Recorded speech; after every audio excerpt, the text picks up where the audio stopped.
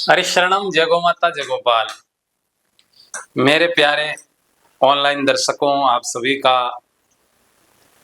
Rajpath extra channel पर स्वागत अभिनंदन करता हूं, जिसमें भी कन्या राशि से बिलोंग करने वाले प्यारे बंधुओं आपका विशेष रूप से स्वागत करता हूं। क्यों कि ये कन्या राशि वालों के लिए ही मई का महीना कैसा रहेगा, इसकी प्रेडिक्शन हम आपके समक्ष प्रस्तुत करने जा रहे हैं। जीवन तो 9 ग्रहों के हाथ में है। ये आज का विज्ञान भी स्वीकार करता है कि इनकी जो ग्रेविटी की एनर्जियां हैं वही इस पृथ्वी को धारण किए हुए हैं। तो पृथ्वी के ऊपर जितने भी प्राणी मात्र हैं वो सब के सब जो है, ये जो यूनिवर्स में जितने भी प्लैनेट दिख रहे हैं उसमें भी जो 9 ग्रह विशेष रूप से डायरेक्ट प्रभावित करते हैं।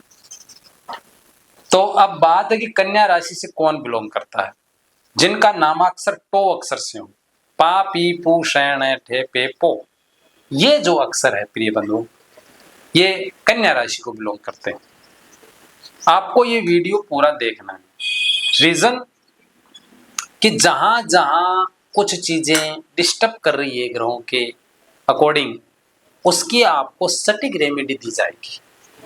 रेमेडी भी ऐसी जिसमें ज्यादा खर्चा नहीं, शर्त फॉलो करने वाली चीजें हैं। इसलिए आप इस वीडियो को देखें, पूरा देखें, एक एक चीज को देखें। ज्यादा लंबा भी नहीं है, परंतु कन्या राशि वालों के लिए बहुत जरूरी है, क्योंकि ये महीना आपका अच्छा जाने वाला है। इसलिए सावधानी के साथ में अगर मेहनत की जाए, रिश्तों को थोड़ा संजो के रखा जाए, तो परिणाम सकारात्मक ही सकारात्मक है। कन्या राशि वालों के लिए ग्रहों की कैलकुलेशन है ये। अगर पॉइंट वाइज ग्रहों को देखते हैं तो सबसे पहले ग्रह होते हैं हमारे सूर्य नारायण। कन्या बहुत मधुर राशि, द्विशवा मिलनसार राशि है। ऐसे लोग, कन्या राशि से बिलोंग करने वाले लोग व्यापारिक लोग होते हैं, प्रतिष्ठित लोग होते हैं। विशेष करके माताएं बहनें कन्या राशि से जो बिलोंग करती है वो सुंदर होती है, उनका स्वभाव बड़ा हंसमुख होता है। तो सूर्य आपका अष्टम भाव में बैठा है, बुध आदित्य योग के साथ में बैठा है। तो सूर्य का अष्टम भाव में जाना 12th हाउस का मालिक होकर के अच्छे लोगों के लिए ठीक नहीं, परंतु जो लोग 2 नंबर के कामों में लिप्त है, उत्पटांग हरकतों में लिप्त है, बुध का यहाँ गोचर अच्छा है, अष्टम गोचर अच्छा होता है, तो 2 नंबर के कामों वाले आर्थिक रूप से प्रॉफिट पा जाएंगे, परंतु उसका परिणाम दंडात्मक रूप से या व्यक्तिगत रूप से, मान सम्मान की दृष्टि से, सामाजिक दृष्टिकोण से नकारात्मक हो सकता है। 14-15 मई के बाद में सूर्य आ जाएंगे 9th हाउस में। यहां भी सूर्य का गोचर 12th हाउस का मालिक होने के कारण बिल्कुल भी अच्छा नहीं माना जाता है, पर ज्योतिष सिद्धांत ये कहता है कि सूर्य का 9th हाउस से राहु के साथ में विपरीत वेद हुआ है, अर्थात हमारे अटके हुए काम पूर्ण होंगे, पिताजी आपको सपोर्ट करेंगे, सरकारी क्षेत्र आपको सपोर्ट करेंगे। व्यापारी के दृष्टिकोण से कंसेप्ट अगर देखा जाए तो जो काम, जैसे ईंट के भट्टे का काम है, मिठाई इत्यादि बनाने की जो भट्टियां हैं, इलेक्ट्रिसिटी का काम है, फायर से रिलेटेड जितने भी काम है, अग्नि से रिलेटेड जो भी काम है, चाहे हम खाना ही क्यों ना पका रहे हो, वहां से आपको प्रॉफिट होगा। मेडिसिन की दुनिया में, पॉइजन की दुनिया में, मेडिसिन पॉइजन ये सब मिलजुल की सारी चीजें बनती है। एलोपैथिक है, आयुर्वेदिक है, होम्योपैथिक है, फार्मेसी की दुनिया में जो है लोग जुड़े हुए हैं, उनको प्रॉफिट तो होगा। सज्जनों, अब बात करते हैं मंगल महाराज की। मंगल जो है आपका पार्टनर भाव में बैठा है 10 मई तक, और फिर आ जाएगा स्वराशि का मंगल, अर्थात 10 मई तक जो है आपकी पत्नी का स्वास्थ्य का ख्याल रखना है, उनके कोई चोट लग सकती है। पार्टनर के साथ में आप काम कर रहे हो तो वहां भी कुछ कहा सुनी हो सकती है। आप खाना खा रहे हो, भोजन खा रहे हो, फूड पॉइजन की भी संभावना है। तो इन चीजों को आपको थोड़ा सा ध्यान रखना है, और पति पत्नी के बीच में मधुर रिश्ते रहे, ऐसा प्रयास आपको मई महीने में करना ही पड़ेगा, दूसरा चारा नहीं। मंगल की यहां से चौथी दृष्टि कर्म भाव के ऊपर भी है, तो काम को होश से करना है, जोश भले ही थोड़ा कम हो, पर विवेक पूर्वक करने से कामों में सफलता मिलेगी। मंगल की सीधी दृष्टि भी है 10 मई तक, तो 10 मई तक दिमाग जो है घोड़े पर सवार रहेगा, मतलब विचार कम करेगा, करने की तरफ अधिक दौड़ेगा। और मंगल की 8वीं दृष्टि आपकी चंद्रमा और अपने कुटुंब परिवार के भाव पर भी है, तो बिना विचार किए कुछ भी करेंगे तो वो भी ऐसे कि फैमिली में लोग नाराज हो सकते हैं। तो इस चीज का ध्यान रखना। 10 मई के बाद में जैसे ही मंगल जो है स्वराशि के अष्टम भाव में आएंगे तो क्या होगा, चोट लगना, बीमार हो जाना, ये चीजें तो होगी, परंतु साथ साथ के अनलीगल कामों के जो लोग काम करते हैं उन लोगों के भी आर्थिक लाभ होगा। अनजान लोगों के साथ में उनकी अच्छी कैलकुलेशन जाएगी, ऐसे ऐसे काम लोग कर जाएंगे जिनसे न जान न को पहचान, फिर भी वो लोग आपका बड़ा काम कर जाएंगे। समझ रहे हो आप सज्जनों। मंगल के बाद में चलते हैं, बुध महाराज आपके अष्टम भाव में गोचर कर रहे हैं। 15 मई तक यहाँ, 14 मई तक यहाँ रहेंगे, फिर बुध आदित्य राजयोग सूर्य और चंद्रमा जो है वृषभ राशि में बनाएंगे। 29 मई तक जो है बुध यहाँ वृषभ में रहेगा, फिर चला जाएगा मिथुन राशि में, जिसकी हम जून महीने में प्रेडिक्शन देंगे। तो बुध क्या कर रहा है, अष्टम भाव में रहके अनजान लोगों के साथ में आपके फाइनेंशियल पोजीशन बनाएगा, वहां से पैसा लाएगा। और आप 15 मई तक कई ऐसे लोगों से जिनसे कोई जान पहचान नहीं होगी, या ऐसा सिस्टम जिसमें फर्स्ट बार आप हाथ डाल रहे हो, उसमें बहुत कुछ सीखोगे, गेन करोगे आप। और उसके बाद में बुध आदित्य योग बन रहा है विपरीत के विपरीत वेद होने के कारण सूर्य के साथ में, परंतु ये विपरीत वेद जब होगा तो सूर्य का इफेक्ट अच्छा रहेगा, पर कहीं ना कहीं बौद्धिक रूप से हम भ्रमित हो सकते हैं। बहन के साथ में कैलकुलेशन माइनस हो सकती है, बुआ के साथ में भी, मौसी के साथ में भी, साले के साथ में भी। ये रिश्ते 15 मई के बाद में डिस्टर्ब हो सकते हैं, बी केयरफुल इन रिश्तों को लेकर के। सज्जनों, बात करते हैं शुक्र। शुक्र आपका 9th हाउस में 15 मई तक रहेगा। लग्जरी लाइफ आप जो है 15 मई तक एंजॉय करने वाले हो। घूमने फिरने भी जा सकते हो, आप धार्मिक यात्रा में भी जा सकते हो, या धर्मपत्नी को लेके, फैमिली को लेके किसी ऐसे ही एंजॉयमेंट के लिए भी यात्रा में जा सकते हो। और जो लोग ज्वेलरी का काम कर रहे हैं, फैशन डिजाइन का काम कर रहे हैं, कलाकार हैं, नृत्य कर रहे हैं, या संगीत का काम कर रहे हैं, या लेडीज ब्यूटी पार्लर से रिलेटेड, या ब्यूटिक आइटम्स जो लेडीज के हैं, मनिहारी आइटम जहां हमारे यहाँ कहा जाता है, उस कामों में जो है आपको अचानक ग्रोथ देखने को मिलेगी। परंतु 14 मई के बाद में शुक्र जो है आपके 10th हाउस में आ जाएंगे।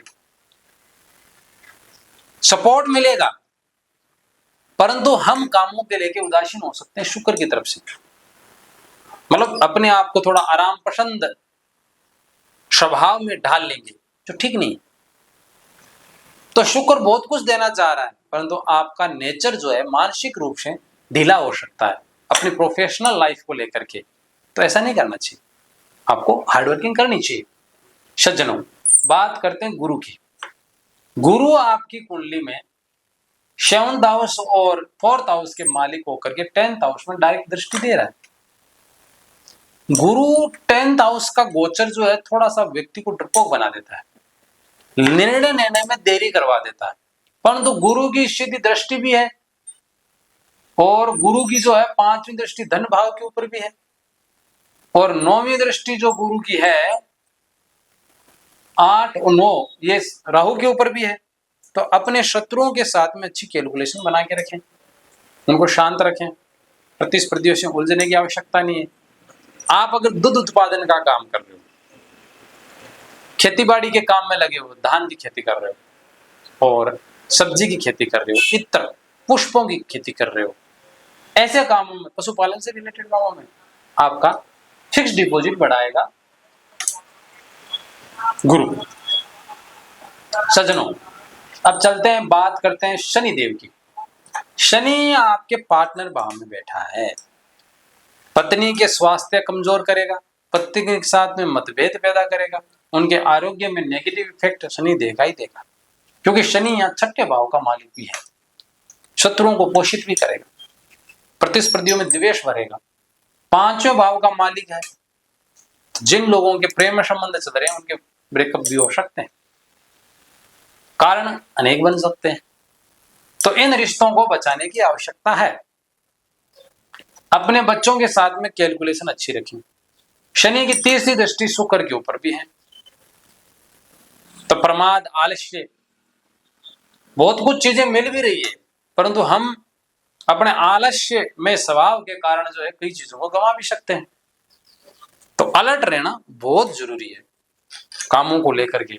शनि की सातवीं दृष्टि आपकी कन्या राशि के ऊपर है डायरेक्ट, तो कहीं ना कहीं प्रमाद और आलस्य वाला स्वभाव तो रहेगा। दीर्घ सूत्रीयता का स्वभाव ठीक नहीं होता है, मतलब काम आया है कोई, आज नहीं कल कर लेंगे, कल नहीं परसों कर लेंगे, नहीं, फिर तो परिणाम कैसे आएगा? समय अनुकूल है, काम नहीं करेंगे तो परिणाम कैसे आएगा? अपॉर्चुनिटियां आ रही है पर हम उसको एक्शन में ला ही नहीं रहे, तो परिणाम कैसे आएगा? इसलिए इस चीज से बचना है, इसकी रेमेडी हम बताएंगे। और शनि की जो 10वीं दृष्टि है वो आपके जहां गुरु दृष्टि दे रहा है वहीं पे शनि भी दे रहा है। तो यहां गुरु ने तो आपको पशुपालन में, दूध उत्पादन में, जमीन में, जायदाद में, खेती में लाभ दे दिया है, परंतु शनि आलस और प्रमाद का कारक होकर भी वहां दृष्टि दे रहा है। कर्म नहीं करोगे, विवेक पूर्वक मेहनत नहीं करोगे तो फल भलाई, गुरु विवेक, विवेक की दृष्टि है, विवेक रखोगे तो लाभ होगा, पर शनि प्रमाद और आलस्य की दृष्टि भी दे रहा है। अगर ये गुण आपने अपना लिए तो इन चीजों से कोई प्रॉफिट मिलने वाला नहीं है। तो बात करते हैं, राहु महाराज छठे भाव में बैठा है। राहु छठे में जब भी होता है तो अपने शत्रुओं को शांत कर देता है, हारी बीमारियों को सही कर देता है, ननियाल पक्ष से अच्छा कैलकुलेशन करवाता है। और केतु आपका 12th हाउस में बैठा है, आध्यात्मिक दृष्टि से रुचिकर बनाता है व्यक्ति के स्वभाव को, और साथ ही साथ आउट ऑफ कल्चर अगर आप प्रोफेशनल लाइफ में एक्टिव है तो वहां से आपके काम बनते हैं, पैसा भी आता है।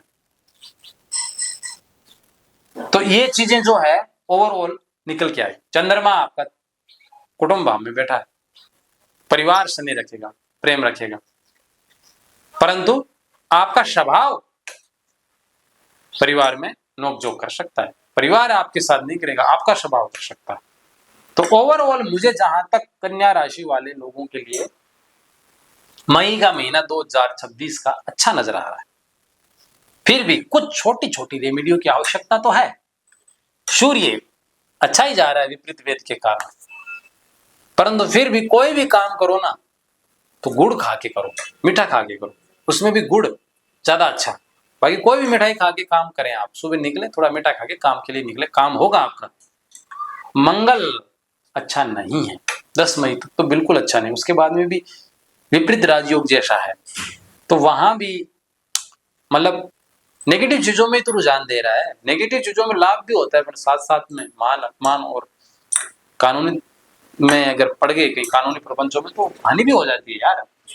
तो विधवाओं की सेवा करें, अपनी बहन को मिठाई खिलाएं, बुआ है, मौसी है, बहन है, इन रिश्तों की आप केयर करें, इससे मंगल आपके लिए उचित होगा और आपको लाभ मिलेगा। बुध अष्टम भाव में तो ठीक है, नवम भाव में बुध आदित्य योग जो और स्ट्रॉन्ग हो जाए तो क्या करें?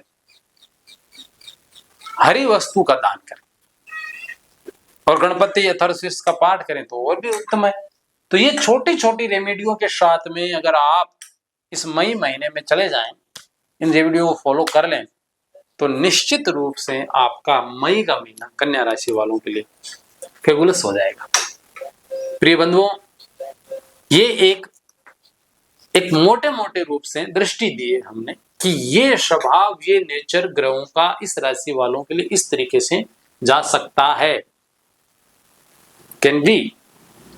बट अगर आप एग्जैक्ट कैलकुलेशन चाहते हो और चाहते हो कि राजगुरु जी आप हमें ये बताओ कि हमारे ये समस्या चल रही है उसका उपाय क्या है, तो आपको आपकी कुंडली का विश्लेषण कराना ही पड़ेगा, ताकि हम जो समस्या है उसकी नब्ज क्या है उसको पहचान लेंगे। उसके लिए आप हमारे जो नंबर दिए हुए हैं यूट्यूब चैनल पर 7230888091 उस पर संपर्क कर लें, और हम आपको वैदिक मैथमेटिक्स के माध्यम से, वैदिक ज्योतिष के माध्यम से सटीक कैलकुलेशन दे करके आपकी समस्याओं का समाधान करने का 100% ईमानदारी के साथ, विदाउट एनी हिपोक्रेसी, पाखंड से दूर रखते हुए। क्यों कह रहा हूं ये बार बार शब्द? क्योंकि यूट्यूब पे, टीवी पे आजकल ज्योतिष के नाम से एक बहुत शानदार दुकान चल रही है। दुकान तो मैं भी चला रहा हूं, पर दुकान क्या खोटे की चल रही है या असली की चल रही है? लोग सिर्फ पैसा कमाने के लिए, कुछ भी बेचने के लिए कुछ भी बोल देते हैं। पता नहीं कहां कहां से फेकोलॉजी चल रही है यूट्यूब पर ज्योतिष के नाम पर। ये ठीक नहीं है। इसलिए हम जो चीज बताएंगे वो आप किसी भी बड़े ज्योतिषाचार्य जाकर पूछो, और अगर हमसे भिन्न बताते हैं तो हमसे बात कराओ। हम तो एकदम आपके सामने स्पष्ट कर रहे हैं, ये सब, ये बात स्पष्ट रूप से कह रहे हैं। इसलिए ये आपका अपना चैनल है, राजपुरोहित एक्स्ट्रा चैनल।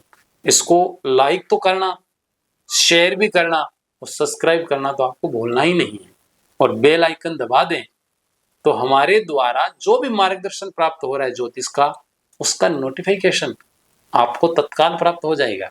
हरि शरणम, जय गौ माता, जय गोपाल।